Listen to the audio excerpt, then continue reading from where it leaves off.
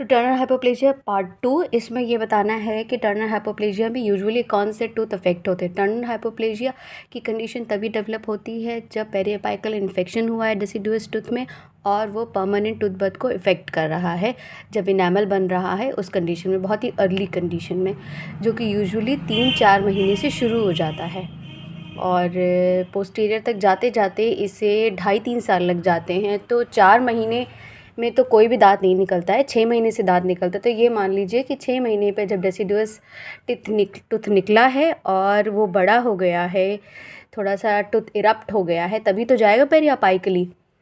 तो 6 महीने पे टूथ इरप्ट हो गया, तो तब से लेकर 2.5 साल के बीच में अगर कोई चोट लगती है इतनी ज़्यादा कि टूथ अंदर की तरफ चला जाता है और परमानेंट टूथ बर्थ को अफेक्ट करता है। दूसरा, पेरिअपाइकल इन्फेक्शन इतना ज़्यादा हो गया और काफ़ी दिन तक बना रहा, ट्रीट नहीं हुआ कि वो टूथ बर्थ को इफ़ेक्ट करता है। तो इन दोनों कंडीशन में टर्नर हाइपोप्लेजिया की कंडीशन आ जाती है, जिसमें कि इनामल सरफेस काफ़ी ब्रोकन नज़र आती, टूटी नज़र आती है, जिससे कि उस पर ब्राउनिश डिस्कलरेशन हो जाता है, पिटिंग सरफेस यूजुअली आ जाती है। ठीक सॉरी। अब मेन पॉइंट ये था कि कौन से टूथ को अफेक्ट करती है। तो इनका मेन कॉज ट्रॉमा होता है और इन्फेक्शन होता है। तो ट्रॉमा से अगर हुई है तो एंटीरियर के टूथ अफेक्ट होंगे, एंटीरियर परमानेंट टूथ, क्योंकि एंटीरियर डेसिडियस टूथ में बच्चे ज़्यादा गिरते हैं, तो ट्रॉमा से डेसिडियस टूथ ज़्यादा अफेक्ट होते हैं एंटीरियर के, जो कि परमानेंट एंटीरियर टूथ को अफेक्ट करते हैं। ठीक, अगर इन्फेक्शन से हुआ है तो पोस्टीरियर टिथ में ज़्यादा इन्फेक्शन होता है, पेरिअपाइकल एब्सेस उसी में होती है ज़्यादातर, क्योंकि उसमें 3 रूट होती हैं और एंटीरियर की जो रूट होती है वो थोड़ी ब्रॉड भी होती है और पल भी ब्रॉड होता है। तो पेरिअपाइकल एब्सेस होती भी है तो यूजुअली अपने आप ड्रेन होती है या बहुत ईजिली ड्रेन हो जाती है, पेशेंट सपोर्टिव भी रहता है कराने के लिए। पोस्टीरियर टिथ में कई विजिट्स लगती हैं, प्लस पहली विजिट में भी एक कैनाल का ड्रेन कर पाना मुश्किल होता है, क्योंकि बच्चे इतने कोऑपरेटिव नहीं होते, इसलिए पेरेंट्स कभी कभी नहीं भी ला पाते हैं और कभी कभी डेंटिस्ट से भी नहीं हो पाता है, क्योंकि बच्चे इतना कोऑपरेट नहीं करते हैं। तो किसी भी कंडीशन में अगर ट्रॉमा से चोट लगी है और उसे टर्नर हाइपोप्लेजिया हुआ तो एंटीरियर टूथ अफेक्ट होंगे, एंटीरियर परमानेंट टूथ, और अगर इन्फेक्शन से हुई है तो पोस्टीरियर के परमानेंट टूथ अफेक्ट होंगे, यानी कि प्रीमोलर एरिया, क्योंकि डेसिडुअस के जो टूथ होते हैं उनके नीचे प्रीमोलर ही अरेप्ट होता है, उनके बाद में सक्सीडियस यही होते हैं। तो ये बता पाना थोड़ा मुश्किल है और बुक में भी कहीं साफ साफ नहीं मुझे समझ में आ रहा है कि लिखा हुआ है कि एंटीरियर टिथ ज़्यादा अफेक्ट हो रहे थे, पोस्टीरियर टिथ अफेक्ट हो रहे।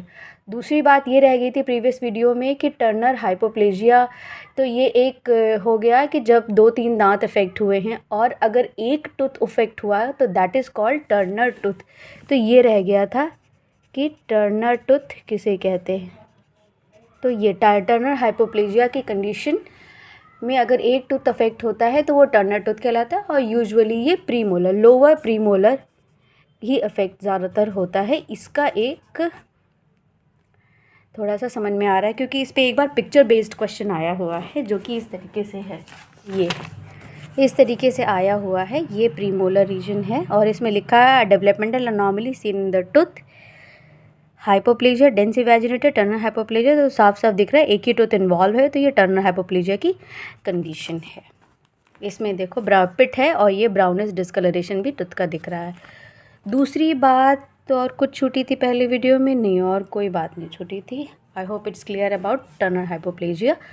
अब आता है टर्नर हाइपोप्लेजिया से रिलेटेड एक और बात है, मतलब रिलेटेड नहीं, उसी से नाम से रिलेटेड है, टर्नर सिंड्रोम। तो टर्नर सिंड्रोम हमने अपने स्कूलिंग में भी पढ़ा है। जब किसी फीमेल में एक एक्स क्रोमोसोम नहीं होता है तब वो टर्नर सिंड्रोम की कंडीशन होती है। और इसका अब मतलब क्या हुआ, हमारी बॉडी में 46 क्रोमोसोम्स होते हैं, यानी कि 23 पेयर्स होते हैं, और टोटल अगर इनका नंबर जोड़ा जाए तो 26 क्रोमोसोम्स होते हैं।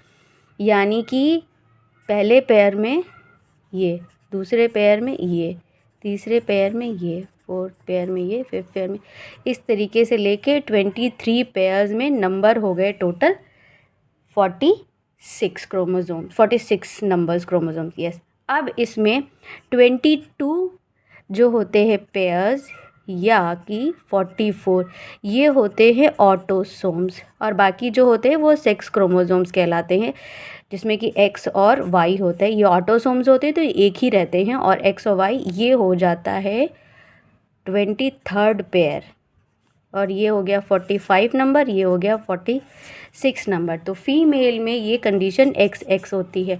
तो